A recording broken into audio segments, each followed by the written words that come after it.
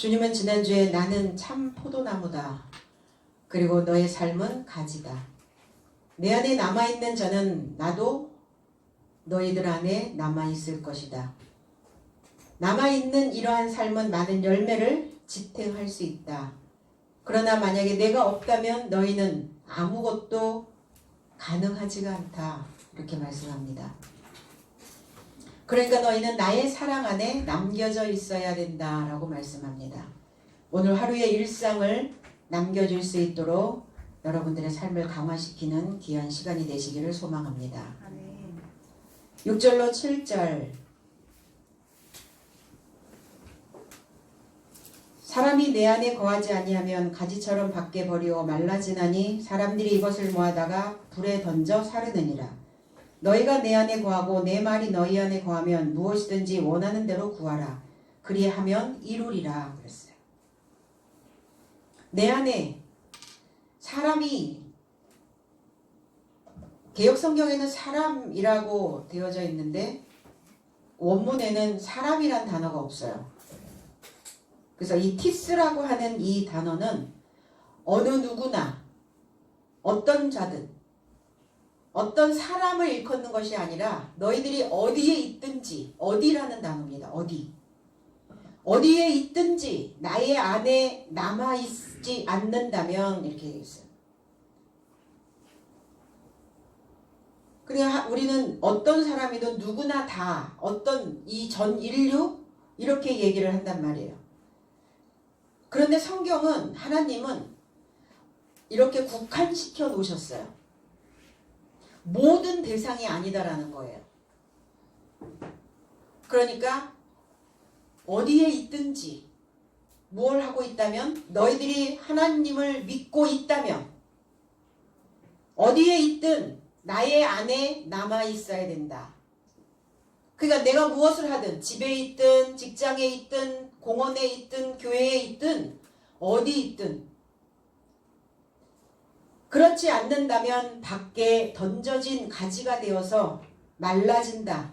그리고 저의 삶이 이것의 삶을 함께 모아서 불에 이르고자 던지고 불붙여지느니라. 마른 자, 말라버린 자, 불이 금방 붙죠. 밖이 어디 밖에? 문 밖이겠죠, 당연히. 어느 밖에다 던져진다는 말인가? 멀리, 아주 생소한 곳에. 계시록 22장 15절에는 개들과 점술가들과 음행하는 자들과 살인자들과 우상숭배자들과 거짓말을 좋아하며 지어내는 자는 다 성 밖에 있으리라 그랬어요. 성 밖으로 던져진다는 거예요. 거룩한 삶 밖으로 던져진다는 거예요. 그러니까 거룩하여져 있고 깨끗하여졌는데 너희들이, 하나님의 말씀으로 너희들은 이미 깨끗하여졌다고 말씀하셨는데 그 깨끗하여진 삶 밖으로 던져져 버리니까 다시 더럽혀지겠죠. 목욕 깨끗이 시켜놨는데 아이들이 밖에 나갔다 오면 다 온통 또 진흙투성이가 되어져 돌아옵니다. 그러면 다시 시작할 수 있는가? 하나님께서 기회를 주셔야 다시 시작할 수 있는 것이죠. 개의 삶은 무엇이냐? 개의 삶, 이게 키온이라고 하는 헬라어에서 온 단어는 거룩한 것을 개에게 주지 말라. 주님은 그렇게 말씀하셨거든요. 개는 짖는 자입니다. 소리를 내는 자를 개라고 이야기합니다. 그리고 우리 왜 이렇게 천하게 막 가는 사람들을 보면은 뭐라고 얘기해요? 개 같은 인생 이렇게 얘기하죠. 개차반 이런 표현들을 굉장히 많이 한단 말이에요. 썩 좋은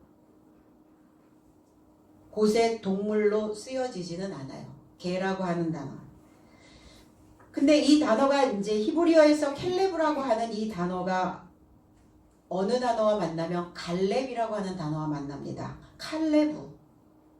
이 갈렙이라고 하는 이 사람은 힘이 센, 그리고 또 짖는 자죠. 여호수아와 갈렙. 가나안을 정탐하고 돌아온 여호수아와 갈렙은 하나님께 충견인, 하나님께 충직한, 그리고 그 집을 지키는 도적이 오는 것을 막아내는, 주인 옆에서 항상 부복하는 그러한 춘견의 모습이었다는 겁니다. 그러면 개인데 어떤 개의 삶으로 살 것이냐, 어떤 개처럼 살 것이냐. 이 켈레브라고 하는 이 단어에서 공격하다, 매춘이라고 하는 단어도 남아져 있어요. 매춘, 개처럼 살아가는 지저분한 인생. 양떼를 지키는 자가 사실은 개의 삶이죠. 양떼를 누가 지킵니까? 목동이 지키기도 하지만 개들이 그 양떼를 몰아갑니다.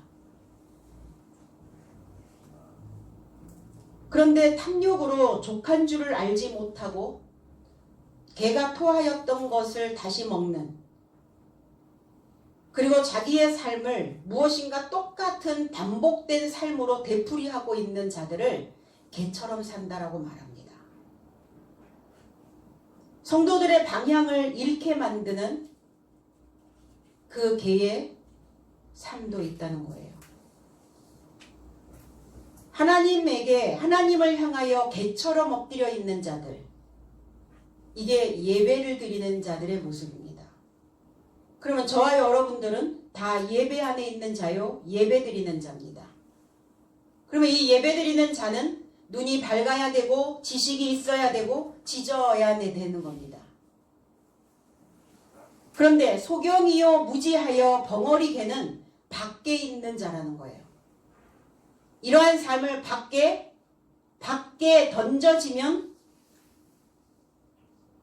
던져진 가지, 배우긴 배우고 있는데 가지는 뭡니까? 나무에 붙어있는 가지, 그 가지를 주님은 제자들이라고 말씀하셨어요. 그런데 이 제자들의 삶이 어떠한 중심을 가지고 살아가느냐예요. 중심이 흔들리지 않도록, 말라지지 않도록, 던져지지 않도록 항상 내 중심을 하나님께 부복하는 그 개의 삶이 되어져야 되겠죠. 갈렙처럼. 요한복음 4장 24절에 하나님은 영이시니 영과 진리 안에서 그를 예배하는 삶을 그가 예배하기에 마땅하다.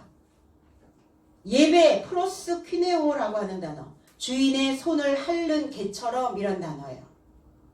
우리는 다 주인의 손을 핥는, 주인의 삶 속에 들어가기를 원하는, 그리고 그 주인을 향하여 가고 있는 개처럼 엎드려 있는 그러한 모습이 바로 예배의 삶이라는 겁니다.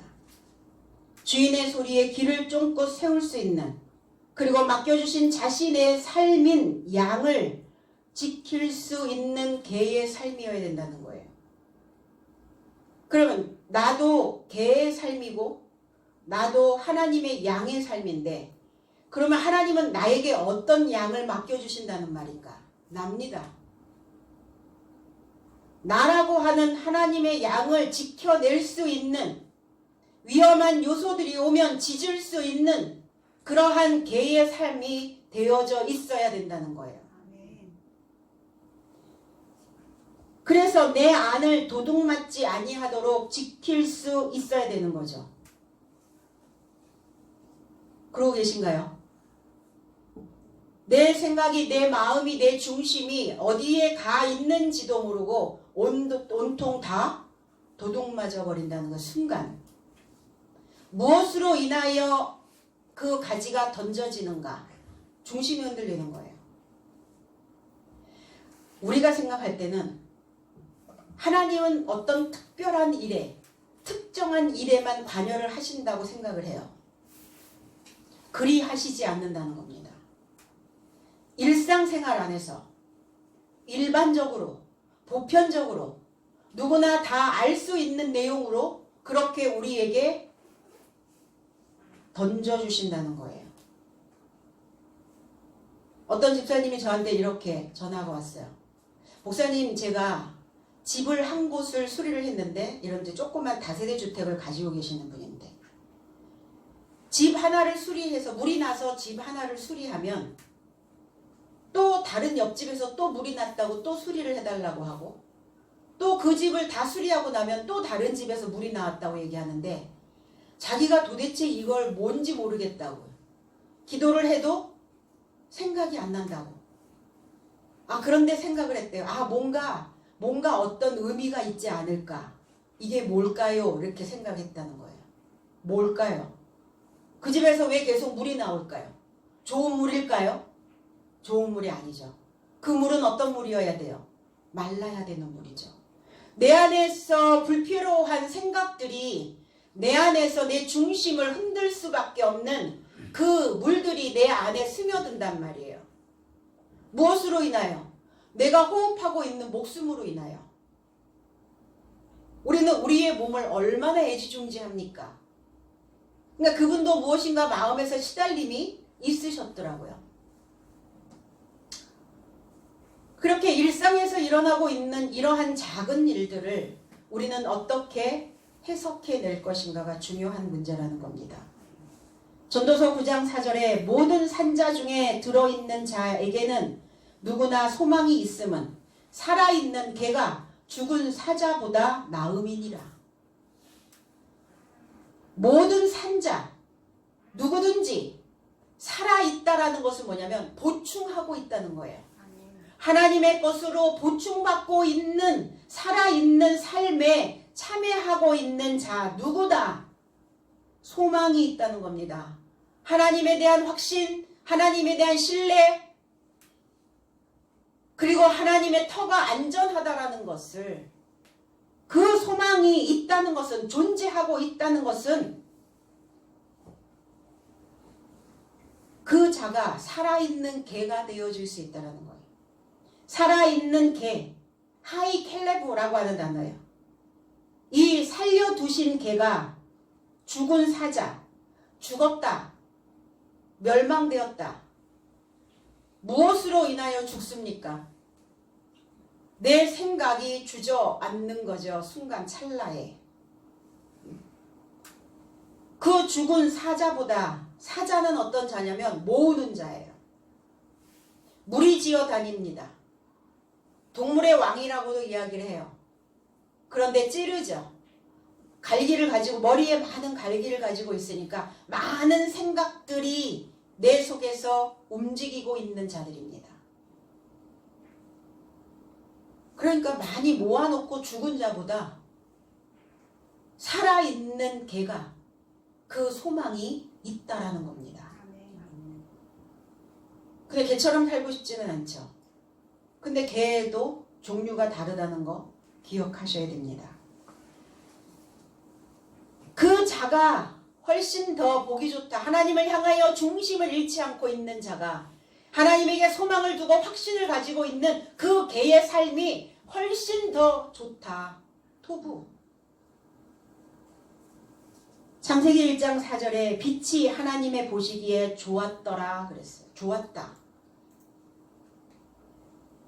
하나님은 사람을 만드시고 좋았더라 라는 말씀은 없으셨어요. 한 날서부터 다섯째 날까지 아침이 되고 저녁이 되고 아침이 되매 하나님의 지으시던 그 날이 좋았더라.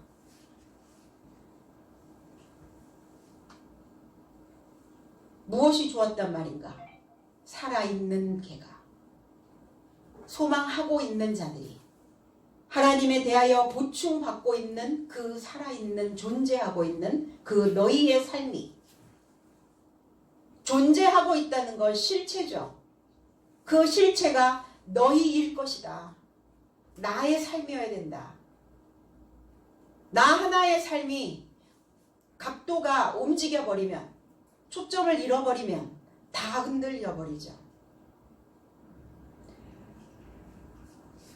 그래서 우리나라 속담에도, 우리나라 말에도 그런 것이 있죠. 개처럼 벌어서 정승처럼 쓰라. 그럼 오늘 우리는 개처럼 벌으려고 오신 거죠. 내 영혼의 양식, 내 마음의 중심을 붙잡아 줄 수 있는 뼈대를 만드는, 그래서 그 개처럼 하나님께 납작 엎드려서 주인의 소리에 귀를 기울일 수 있는 그러한 자들은 정승이 될 수 있다는 거예요. 값지게 쓰는 겁니다. 내가 받았던 이 지식을 값진 삶으로 내놓는 겁니다. 누구를 위하여가 아니죠. 맡겨주신 나라고 하는 이 양떼를 위하여, 나의 이 양을 위하여 지켜낼 수 있는 그 개가 되어져야 된다는 겁니다. 그래서 살아있는 자는 복 있는 사람입니다. 오늘 복받은 자의 삶에 그 자리에 우리를 인도해 주셨다는 겁니다. 말라지나니 말라져 버렸어요. 건조해져 버린 거예요. 건조해지면 어때요? 수분이 다 빠져나가서 수척해지다 이렇게 얘기하잖아요. 수척해졌어요. 그러니까 주름 졌겠죠. 주름이 지니까 골이 패이니까 거기에 찌꺼기들이 끼더라 이거예요. 말라버리니까. 무엇 때문에 말라버렸을까요? 나무가 마르는 이유가 뭡니까? 가지가 마르는 이유가 뭐예요? 나무에서 제거되어지면, 나무에서 나오면, 던져지면 말라버리는 거죠. 그 나무가 마르는 이유는 뿌리가 없기 때문에 마르는 거죠. 우리는 어디에 뿌리를 두고 살아야 될 것인가? 알곡과 쭉정이. 그럼 알곡의 삶이 따로 있고 쭉정이의 삶이 따로 있단 말인가? 그렇지 않죠. 마르면 쭉정입니다. 수척해지고 주름이 지면, 건조되어져 버리면 쭉정이에요. 그러나 그 쭉정이가 보충이 되기 시작하면, 하나님의 말씀을 듣고 그 음을 듣고 내 안에 보충이 되어지기 시작하면 알곡의 삶으로 되어지는 겁니다. 그러니까 마르니까 어때요? 꺾여버리잖아요. 쉽게 꺾여요. 어떤 상황이 벌어지면 꺾여. 마음이 훅 꺾여버려. 마음이 꺾이면 제일 먼저 올라오는 바탕이 뭐냐면 우리의 본질이에요. 우리의 본성들이 제일 먼저 올라옵니다. 마르면. 몸도 그렇지 않나요? 몸이 마르면 이 수축과 이완을 잘 해야 되는데 몸이 마르면 금방 이게 휙 꺾여버려요. 그래서 항상 물 보충을 하고 항상 근력을 만들어 놓고 무엇인가 활력 있는 에너지들을 늘 공급하게 되어지죠. 우리의 생각 마찬가지입니다. 다르지 않다는 거예요. 따로따로가 아니라는 겁니다. 우리의 몸이 가는 곳에 마음도 정신도 함께 붙어 다니기 때문이에요. 중간 점검 하시겠죠? 어느 수준인가 기말고사 보기는 했긴 했어요. 한 해, 한 주간, 한 달 어떻게 이제 마무리할 것인지 이제 기말고사 시간이죠. 잘 패스하시기 바랍니다. 이 마르다라는 단어, 이 히브리어에서 온 단어는 야벳이라는 단어예요. 왜 말랐는가? 하나님의 법령으로 집을 세우지 않으면 마릅니다. 하나님의 교훈이 내 안에, 내 삶 속에 가득 채워지지 않으면 말라요. 잠언서 17장 22절에 마음의 즐거움은 양약이라도 심령의 근심은 뼈로 마르게 하느니라. 그렇죠. 뼈가 말라버리면 어때요? 금방 꺾여버리죠. 피가 말라. 이런 표현을 해요. 뭐가? 내 속을 근심하게 만드는. 즐거움은, 유쾌함은, 좋은, 나를 즐겁게 하는 것, 내 마음을 즐겁게 하고 유쾌하게 하는 것은 좋게 만드는 거예요. 양약이라는 거예요. 나를 치유하고 붕대로 똘똘 감고 있었던 그 삶을 이제 붕대를 떼어내고 늘 그 자리에서 그 삶에서 꿈쩍도 안 하고 있었던 그 생각들이 옮겨지고 이게 양약이에요. 우리에게. 무엇이? 마음의 유쾌함이, 마음의 즐거움이. 그런데 심령의 근심은 심령, 루아흐라고 하는 단어. 영의 근심, 영, 정신적으로, 마음적으로. 이 마음적으로 중심이 흔들리는 이 바람이 내 삶에 불어오는 그 영의 근심이 뭡니까?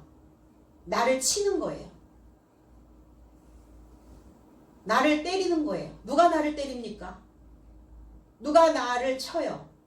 내가 나를 치고 있어요. 뭐로? 근심으로. 그래서 그 뼈를, 근심은 뭐냐면 그 뼈를 빼내는 것과 같다는 거예요. 뼈를 빼내. 어떻게 되겠어요? 주저앉죠. 꿈쩍도 못하는 거예요. 뼈를 확 다 빼내버리니까. 이게 근심이에요. 그래서 그 뼈로 마르게 하느니라.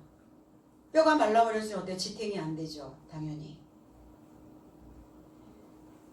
시들어버리는 거예요. 시들시들. 하나님을 향한 갈망, 열망 없어요. 말씀에 대한 그 애타는 마음 없어요. 이게 야벳이에요. 순식간에 어제까지 되어진 것 같아도 그 순식간에 찰나에 말라버리는 거예요. 요나서 2장 10절에 여호와께서 물고기에게 명하심에 요나를 육지에 토하니라 그랬어요. 육지, 마른 땅입니다. 말라야죠. 요나는 말라야 돼요. 요나가 무엇이냐? 야인이란 단어입니다. 거품이 일다, 술 취하다, 술고래 이런 단어예요. 요나는 술고래였어요. 술에 취하여 있는 거예요. 거품이 많아 그 인생에. 좀 빼요. 거품 빼. 거품 제거. 내일이 아니다라고 생각하지 마시라고요. 나는 거품이 일지 않고 있다라고 생각하지 마시라고요. 내가 어디에 지금 취하여 비틀거리고 있는지를 생각하셔야 된다는 겁니다. 물고기에게 명하심에 그랬어요. 요나를 삼킨 물고기, 다그라고 하는 물고기.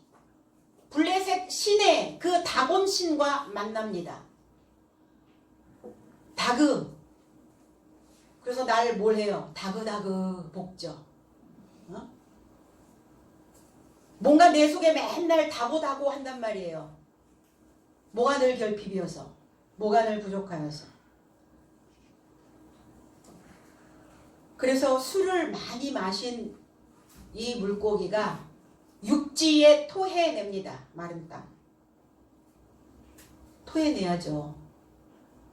저와 여러분들의 삶은 요나예요. 늘 어디에 취하여 있어요. 그리고 내 것에 취하여 있는지 하나님의 것에 취하여 있는지 참 포도나무의 그 술에 취하여 있는지 아니면 요나의 사상에 취하여 있는지. 이제 요나는 마른 땅을 걷기 시작합니다. 메마른 땅을 걷기 시작해야 해요. 그 물은 말라야 됩니다. 내 안에 있는 그 닭이라고 하는 그 물고기의 사상은 말라야 해요. 내 중심을 비틀거리게 하는 술 말라야죠. 내 발이 대롱대롱 매달려 다닌다고 한번 생각해 보세요, 여러분. 내 몸은 땅을 밟고 다니는데 내 생각이, 내 마음이, 내 영이, 내 정신이 항상 대롱대롱 매달려 있다고 생각을 해보세요, 한번. 어떻겠어요? 당연히 불안하지 않겠어요? 발이 딱 닿아야 되는데, 착지를 해야 되는데, 그러니까 방향이 없는 방향성을 잃어버리는 거예요. 이 정도쯤이야 뭐 요만큼에서 요만큼인데 뭐. 그리고 항상 합리화를 시킬 수 있는 방어 기제를 쓰죠. 뭐 요만큼이야 뭐. 내가 이러니까, 이럴 수밖에 없으니까, 이렇게 되어졌으니까. 그 매달려 있는 거예요. 대롱대롱. 죽습니까? 죽고 사는 일이에요. 아니죠. 그러니까 항상 하나님께 내가 불순종하고 하나님의 음성을 듣지 않는다는 것은 매일 그러는 게 아니죠. 매일 그러면 하나님 곁을 떠났겠죠. 요나도 요나 개였어요. 짖어야 되는 거죠. 근데 어디를 향해서 짖었단 말입니까? 자기 자신의 필요에 의한 것들을 취하고자 짖은 자였어요. 비틀거릴 수밖에 없죠. 그러니까 방향 없는 자들을 불에 던져서 불 붙이신다고요. 어떤 불이 타고 있는가? 내 안에서 어떤 불이 타고 있는지. 하나님을 몰아내고 뼈를 갉아먹는 그러한 근심은 불에 살라져야 돼요.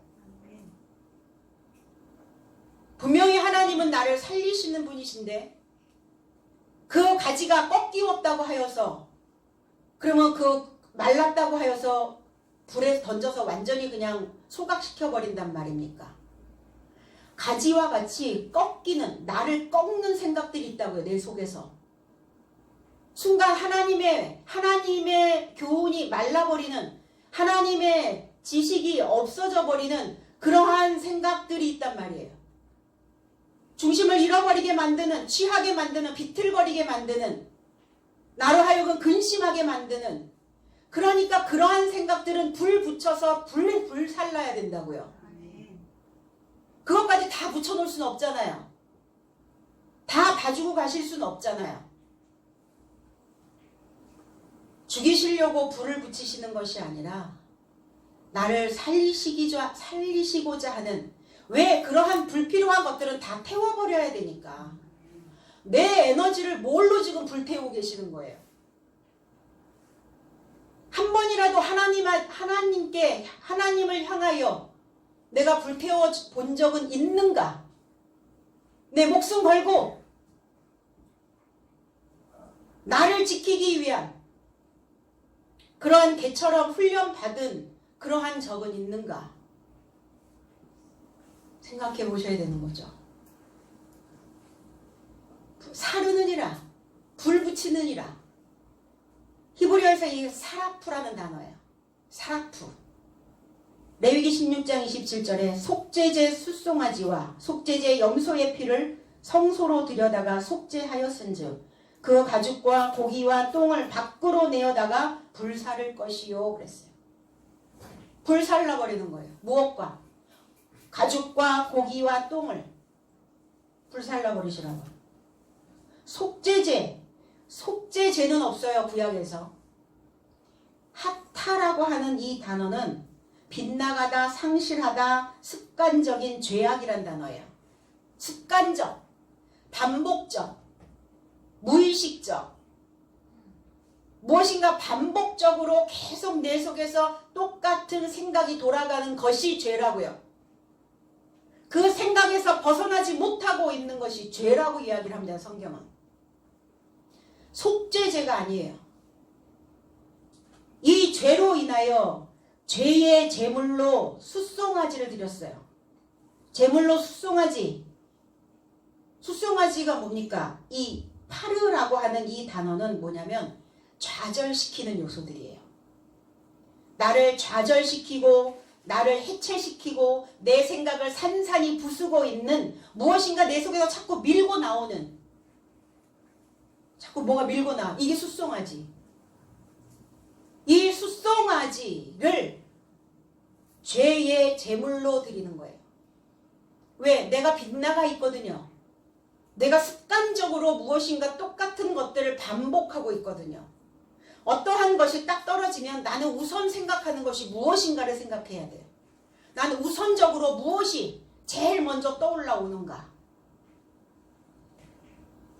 이 숫송아지와 염소는 뭐냐면 사이르라고 하는 이 히브리어에서 온 단어는 껄껄한, 까끌까끌한, 털이 많은, 그러니까 털이 많은, 꺼끌꺼끌해, 매끄럽지가 않아. 오늘 날씨처럼 눈이 왔다가 비가 왔다가 뭐 막 이렇게 폭풍우가, 회오리바람이 막 휘몰아치는, 이걸 염소라고 얘기해요. 그러면 내 안에 숫송아지도 있고 내 안에 염소도 있죠. 그래서 반복적으로 습관적으로 생각하는 그 생각도 있죠. 그거 제물로 드리시라고요. 그거. 그래서 이 염소적인 성향은 뭐냐면 떨고 두려워하고 무서워하고 내 속에서 항상 폭풍우가 치고 있는 거예요. 다른 사람들은 그냥 가랑비처럼 느끼는데 내가 이 가랑비처럼 느끼는 이 가랑비가 아니라 다른 사람은 가랑비인데 나는 이게 폭풍으로 느껴지는 거야. 더 크게 와 닿는 거예요. 무엇인가 불이한 것들이 더 많이 내 안에 넘어오는 거예요. 이게 염소예요. 오늘 제물로 드리시기 바랍니다. 그래서 이 염소는 바람과 함께 가져가다라는 의미도 가지고 있어요. 바람과 함께 사라지다. 영화가 아니라 비비안니가 크라클 게이블이 나온 그 바람과 함께 사라지다 영화가 아니라 바람과 함께 가져가 버리는 그 염소. 내 안에 있죠. 내 속에, 사상 속에. 그 성소로 들여다가 속죄하였은즉, 속죄는 구약에서 일어나지 않죠. 성소로 들여다가 그거를 덮었다고요. 덮었은즉, 그거를 덮었은즉, 그러네 그 가죽과 고기와 똥을 밖으로. 가죽은 뭡니까? 벗겨버려야 되는 것들이죠. 내 표면을 싸고 있는, 나를 늘 울타리 치고 만드는, 나를 늘 가두고 있는 생각들이에요. 가죽이에요. 나를 가둬두고 있는 생각들, 가죽. 벗겨버리시기 바랍니다. 고기와 빠사르라고 하는 단어죠. 짐승의 고기 덩어리가 아니라 소식을 가져오다. 소식. 내 안에서 들려오는 소식. 어떤 소식이에요? 폭풍우처럼 휘몰아치고 있는, 무엇인가 나를 좌절시키는 이런 소식. 그런 소식을 가져오는. 그럼 또 뭐예요? 배설물이죠, 당연히. 그래서 내 안에서 배설되어지는 것들이 무엇인지를 보면 내 안에 뭐가 있었는지, 내가 그동안 무엇을 먹었는지 밝히 보여지죠. 명시되어질 수 있고 명백하게 남겨지잖아요. 그러니까 내가 날마다 무엇을 먹고 무엇을 배설하는지, 내가 그 배설물들을 짐 밖에다가 지금 불사르고 있는지 없는지를 확인하기 위해서는 날마다 기록을 만드세요. 목록장을 만드시고 내 노트를 만드셔서 내가 날마다 지금 무엇을 먹고 배설해서 이거를 태워버리고 있는지 아니하는지를 확인하시라고요. 뭐가 안 되면, 내 마음이 찾지를 못하면, 내 마음의 안정을 잃어버리면, 평안이 없어져 버리면 그거를 하셔야 돼요. 그 과정을 가셔야 된다고요. 너의 삶이 내 안에 남아있고 나의 말한 것이 너의 삶 안에 남아있다면 무엇이든 원하는 대로 구할 것이요, 그러면 너의 삶에게 되어질 것이다 그랬어요. 너의 삶이 내 안에 남아있어야 되고, 나의 말한 것이, 그러니까 무엇이 남아있어야 돼요? 주님의 말한 것이 남아있어야 된다고요. 제발 오늘 이 말씀이 여러분 안에 남아있기를 원합니다. 남아있는 말씀이 있다면 원하는 것을 구하라고요. 원하는 게 무엇인가? 그럼 우리가 인생에, 우리가 살면서 생활에 필요로 하는 것들을, 그러면 필요로 하는 것들을 구하지 말라는 말인가? 구해야죠, 당연히. 인생에 필요로 하는 것을 구하는 게 문제가 되지는 않아요. 그것이 문제다라고 말하면 그들은 영지주의자죠. 육신은 없는, 육은 무시하는, 그게 아니라 육과 영과 육에 필요로 하는 것들을 구해야 된다는 거죠. 그런데 육신에게도 필요로 하는 것들을 구하여야 되는데, 원해야 되는데, 다만 그것을 채우는 방식이 문제가 되는 거예요. 필요 그 자체를 부인하거나 필요로 하는 것을 구하는 그것 자체는 사실은 지극히 정상적이라는 겁니다. 그래서 하나님의 원하는 것을 우리가 이해하고 필요를 채우는 건강한 방법을 배우는 거죠. 내 필요란, 내 욕구, 나를 만족시키기 위한. 근데 어떤 방법으로 그것을 채워야 될 것인가? 배워가는 겁니다. 그럼 과연 우리가 원하는 게 무엇일까? 이 델로라고 하는 단어. 무엇을 선호합니까? 여러분들의 삶에 어떤 의미를 가져다 주고 있습니까? 어떤 의미를 부여하느냐에 따라서 우리가 선호하는 것들이 다 달라지죠. 내가 원하는 것들이 다 달라집니다. 베드로전서 3장 10절로 11절에 생명을 사랑하고 좋은 날 보기를 원하는 자는 혀를 금하여 악한 말을 그치며 그 입술로 괴효를 말하지 말고 악에서 떠나 선을 행하고 화평을 구하여 이를 쫓으라 그랬어요. 무엇을 원하는 자? 좋은 날 보기를 원하는 자.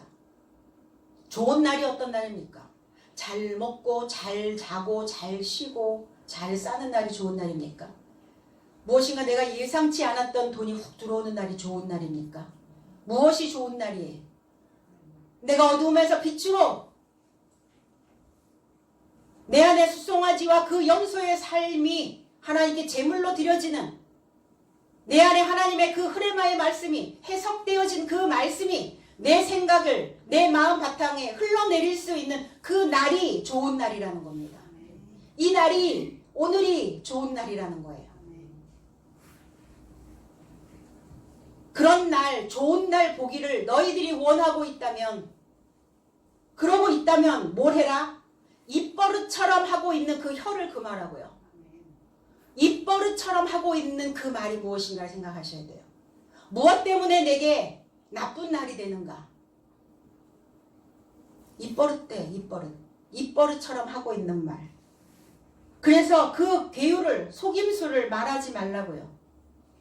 내 안에 남아있는 말씀이 해석되었다면, 내 안에 하나님의 말씀이, 흐레마의 말씀이 지금 남아있다면 하나님의 마인드가 되어지는 거예요. 하나님의 무엇을 구해야 된다고요? 하나님의 생각, 하나님의 마인드. 우리는 무엇으로 사는가? 마인드로 사는 거죠. 그런데 두 종류의 마인드가 있어요. 성장형 마인드셋이 있고 고정형 마인드셋이 있어요. 성장형 마인드셋이 된다는 것은 뭐냐? 나는 얼마든지 무엇이든지 어떤 것이든지 해낼 수 있다라고 하는 믿음입니다. 그게 성장형 마인드셋이에요. 그런데 고정형 마인드셋은 뭐예요? 돌이 굳어버리는 거예요. 돌처럼. 머리가 굳어있는 거예요. 돌머리.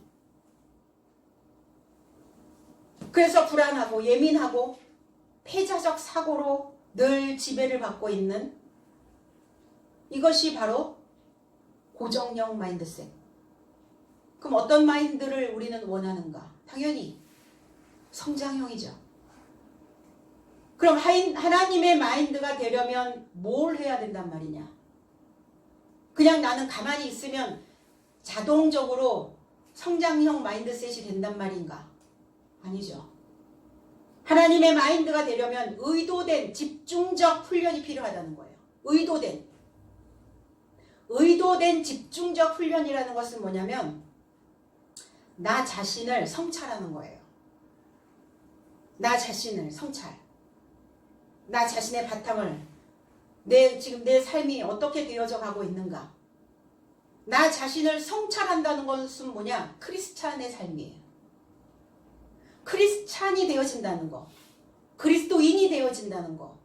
그 그리스도인이 되었다라는 것은 남겨진 자들입니다. 남아있다는 뜻이에요. 남겨져 있다는 거예요. 기름 부음이라는 게 뭐예요? 그 기름이 내 안에 채워져 있다는 겁니다. 그게 크리스찬의 의미예요. 완성된 열매. 그래서 크리스찬의 삶으로 나는 지탱하는 겁니다. 지탱이 안 되는 이유는 뭐예요? 크리스찬이 안 됐다는 거예요.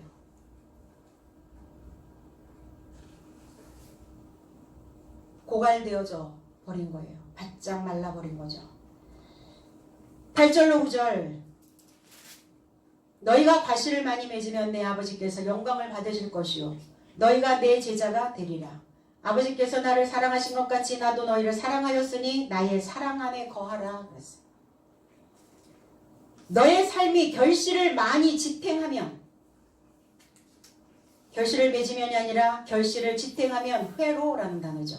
이 안에서 내 아버지께서 영화롭게 되었으니 나의 제자 삶이 발생하려 함이다 그랬어요. 무엇의 결실입니까? 그리스도 예수의 결실이고 말씀의 결실이요. 그러려면 결실하려면 뭐 해야 돼요? 이 나무들은 뭘 해야 돼요? 감각을 살려내셔야 돼요. 어떤 감각? 하나님과 일치되어져 있는 어떤 감각, 느낌. 사람들은 또 직감적 그 느낌들이 있죠. 직감. 그 직관력. 이런 느낌들이 내 안에서 살려지면 하나님 나에게 무엇을 지금 주고 싶으신지를 그 직관적 사고가 눈치를 채요. 무엇을 말씀하시고자 하는지 알아차리게 된다는 겁니다. 그러면 어떻게 돼요? 지탱하게 되는 거예요. 그 결실되어져 있는 것을 지탱하게 됩니다. 그러니까 지탱하고 있는 제자들이어야만이 하나님을 영화롭게 할 수 있다. 근데 하나님을 영화롭게 한다는 것 자체가 뭐다? 무겁다. 무겁잖아요. 우리 마음들이 다. 오늘 같은 날 쉬면 좋은데 누워있으면 되는데 나를 안전한 곳에 두면 좋은데 그게 무게감이에요. 인생의 무게감. 어떤 책임감, 책임성 맡은 게 없으면 놓을 수도 있겠죠. 근데 책임감으로 인하여 나를 붙잡아 오는 거예요. 그래서 결실하면 그리고 지탱하면 아버지가 영화로워지시는데 어디에서 영화로워지신단 말이에요? 내 안에서. 그래서 살려주는 영으로 지탱하고 있다면 아버지도 예수께서도 나의 인생도 함께 영화로워지는 거예요. 왜? 삼위가 하나이기 때문에. 각각 다 상태는 다르나 그러나 하나라고요. 아버지를 영화롭게 하면 내 자신의 삶이 영화로워져요. 근데 나는 무거움을 감당해야 되겠죠. 그 무거운 과실을 지탱해내야 된다는 겁니다. 그래서 배우고 있는 제자들의 삶은 이 가지의 삶은 그냥 가지 않아져요. 그냥 이렇게 넘어가지 않아요. 그냥 조용히 가만히 아무 일도 없이 그냥 어떤 일도 발생되는 것 없이 그냥 스무스하게 내 인생이 그냥 넘어가면 얼마나 좋겠어요. 내가 꿀떡 먹는 것처럼 꿀떡꿀떡 그냥 내 인생이 넘어가면 너무 좋겠죠. 순조롭게. 그건 배우고 있는 자의 삶이 아니에요.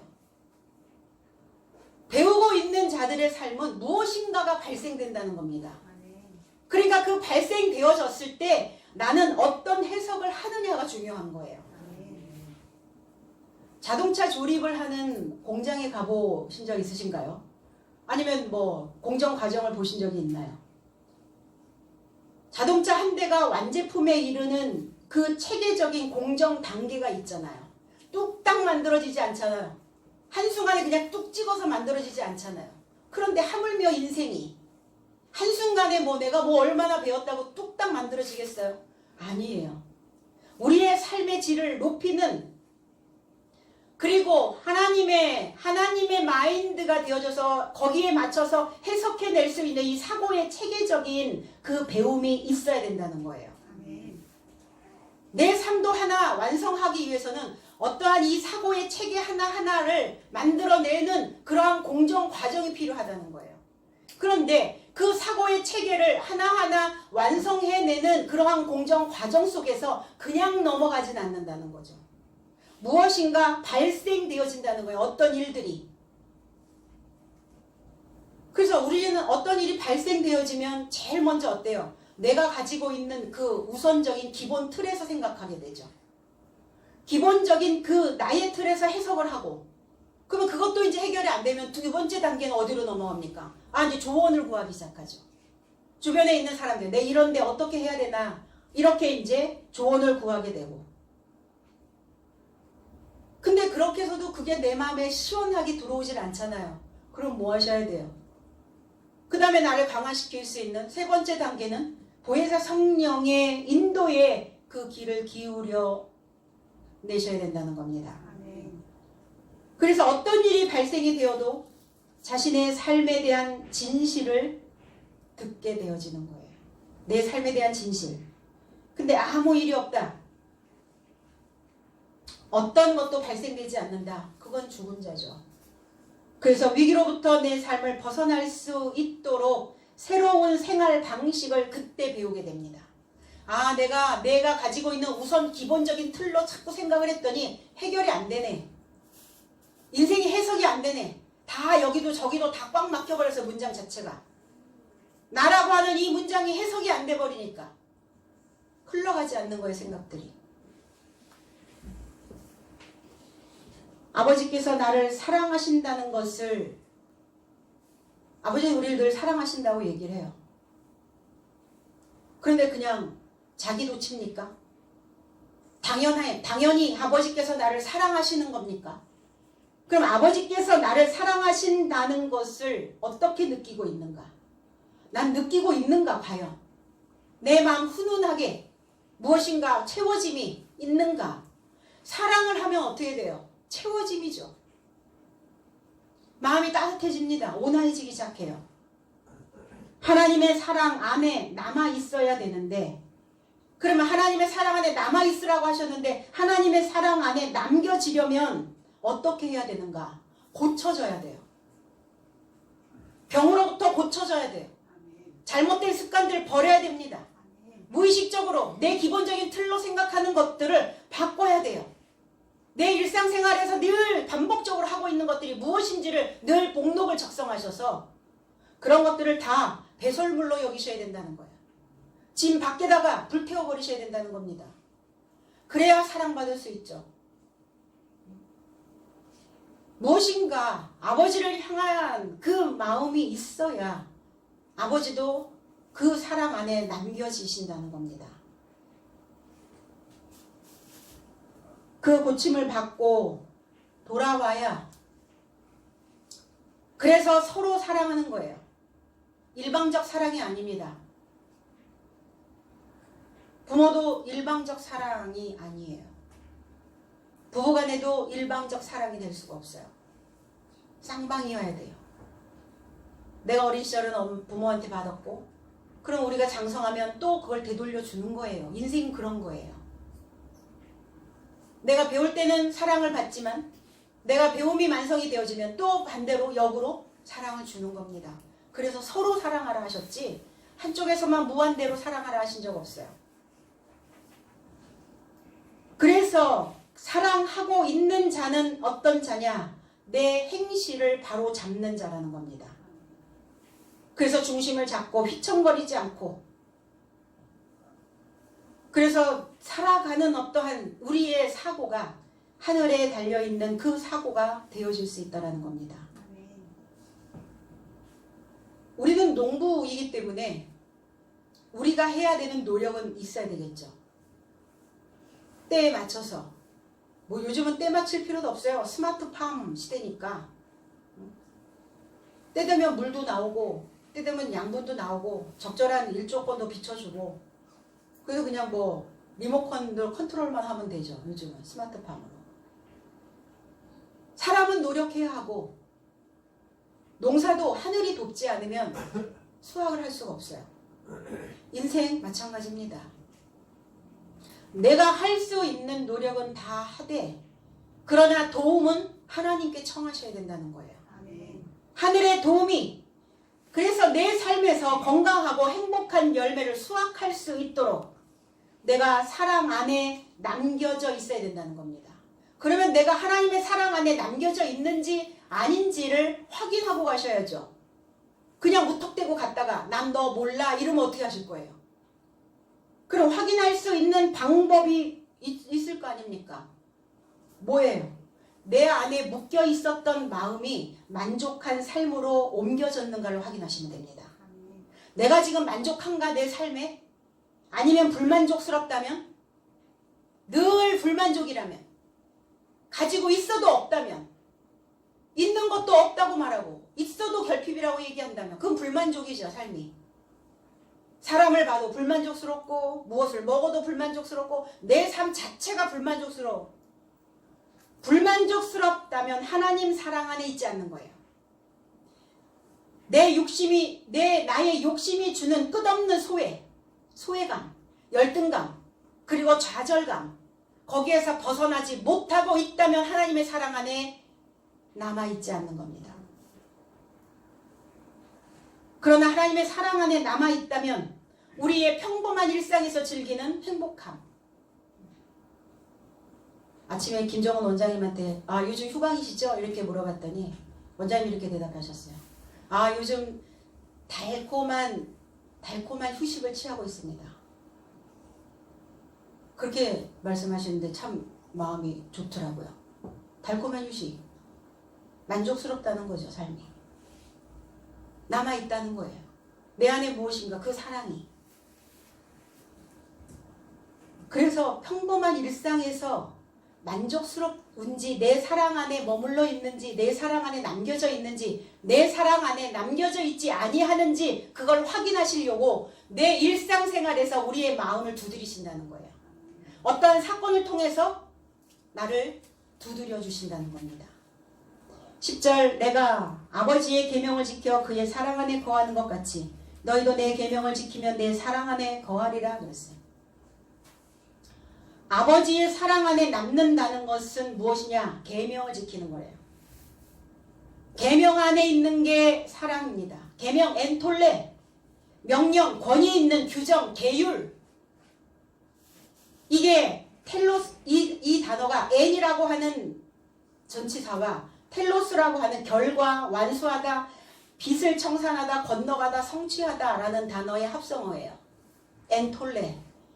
그러면 내 안에서 성취되어서 완수하는 것, 내 안에서 빚을 청산하는 것, 내 안에서 하나님의 말씀으로 나를 성취케 만드는 것, 내 안에서 건너가게 하는 것. 생각이 잘못된 나쁜 생각이 들어오면 이 생각을 건너가셔야 돼요. 근데 건너가고 있다면 엔톨레가 되는 거예요. 그러면 엔톨레 안에, 계명 안에 있으라고 말씀하시는데 하나님의 말씀으로 내 안이 채워지면, 채색이 되어지면, 물들면, 그러면 내가 가지고 있는 그 한계를 건너가게 됩니다. 벽에 부딪혔을 때 사람 안에서 내 생각 속에서 무엇을 어떻게 해야 이것을 뛰어넘을 수 있을 걸 생각하게 되잖아요. 한계를 넘어가는 거예요. 그래서 나의 사고의 상태에다가 나를 끌어다 놓지 않고 하나님의 규정 안에 들어가는 겁니다. 그러면 계명 안에 거하는 게 아니라 내 자체가 계명인 거예요. 내가 그냥 계명이 되는 겁니다. 내 안에서 계명이 성취되어지는 거예요. 그것을 빚 갚았다라고 말씀하시는 거예요. 사랑의 빚 갚아라. 1만 달란트 빚진 자들입니다. 빚 어떻게 갚으실 거예요? 사랑받았던 하나님의 사랑 받았던 거 어떻게 갚으실 거예요? 그 계명으로 성취되는 거, 완성되어지는 거, 이것이 빚 갚는 거예요. 하나님께, 아버지께. 마태복음 4장 19절 나를 따라오라 내가 너희로 사람을 낚는 어부가 되게 하리라 하시니 그랬어요. 나를 따라오라. 따라오라가 아니에요. 뒤에 오라요. 뒤에. 내 뒤를 뒤따르라. 내가 너의 삶을 사람의 삶에게서 어부의 삶을 생산할 것이다. 사람을 낚는 어부. 낚다라는 의미는 없어요. 무엇인가를 어부는 낚는다고 생각을 하는 거죠. 물고기를 낚는 자. 내가 너의 삶을 사람의 삶에게서, 그러면 사람의 삶이 누굽니까? 인자로 오신 그리스도 예수가 사람의 삶이죠. 그 그리스도의 삶에서 어부의 삶을 내가 생산해낼 것이다. 그러면 저와 여러분들은 어부의 삶이에요. 무엇인가를 낚는 자입니다. 무엇인가를 잡는 자예요. 어디에서? 소금물에서, 바다에서. 그러면 그 바다가 어디예요? 이 바다죠. 이 바다에서 무엇을 낚아야 됩니까? 물고기를 낚아야죠. 대어를 낚아야죠. 그래서 이 어부라고 하는 이 히브리어에서 온 따바그라고 하는 이 단어는 알을 낳다, 수가 많아지다, 자라나다라는 의미를 가지고 있어요. 아니 물고기가 알을 낳지 어부가 알을 낳습니까? 근데 어부가 알을 낳는데요. 그리스도 예수이신 그 사람의 삶에서 어부인 나를 창조하시고 생산할 것이다. 그럼 어부가 되려면 도구가 있어야 될 거 아니에요. 그물망이, 투망이 있든지 낚시 바늘이 있든지. 그럼 낚시 바늘은 뭐 하는 겁니까? 갈고리예요, 갈고리.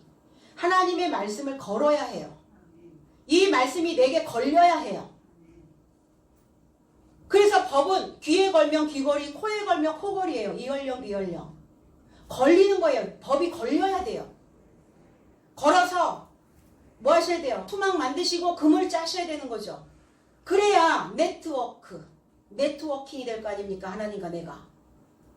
뭘로 낚으실 거예요? 뭘로? 무엇으로 어부 삶을 생산할 것이냐고요. 그래서 내 이 바다에서 이쿠투스, 예수 그리스도는 하나님의 아들 구세주라고 하는 그 물고기도 건져야 하고, 또 나를 근심하게 하고 두렵게 하고 후회하게 하고 슬픔으로 걱정으로 꿈틀거리며 헤엄치고 다니는, 내 생각에서 꿈틀거리고 헤엄치고 꼬리 살랑살랑 흔들면서 다니고 있는 그 닭이라고 하는 물고기도 잡아내셔야 되고요. 그래서 이 블레셋 신, 이 다고는 잡으시면 어탕 끓여 잡수시고, 그거는 끓는 불에 넣으시고, 이쿠투스, 예수 그리스도는 하나님의 아들 구세주는 나의 어장에서 키우시고. 그 얼마나 든든하겠어요. 내 어장에 그 대어가 있는데. 도움 안 주신다고요? 하늘의 도움이 없이는 여기까지 올 수 없었어요.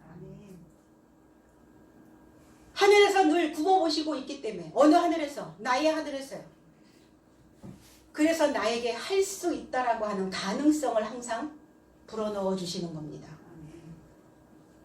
그렇게 되어지면 하나님의 계명이 될 수 있습니다.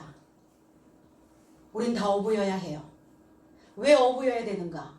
바닷물은 썩지 않아요. 그래서 소금물에서 일을 해야 속이 썩지 않아. 내 속이 왜 썩어? 내가 지금 어부인데, 내가 지금 소금물에서 일하지 않고 있구나. 그럼 내 바다는 사해인가? 죽은 바다인가? 아니면 한강의 기적을 만들어 놓은 대한민국에 있는 한강인가? 그 바다인가? 어느 바다인가? 어느 바다에서 지금 내가 놀고 있는가? 그래서 계명이 되어지면 우리는 하나님의 사랑 안에 남겨질 수 있다는 겁니다. 언제? 어느 천년에? 그날이 언제? 하나님의 사랑 안에, 내가 계명이 되어져서 하나님의 사랑 안에 남겨질 수 있는 그날이 언제?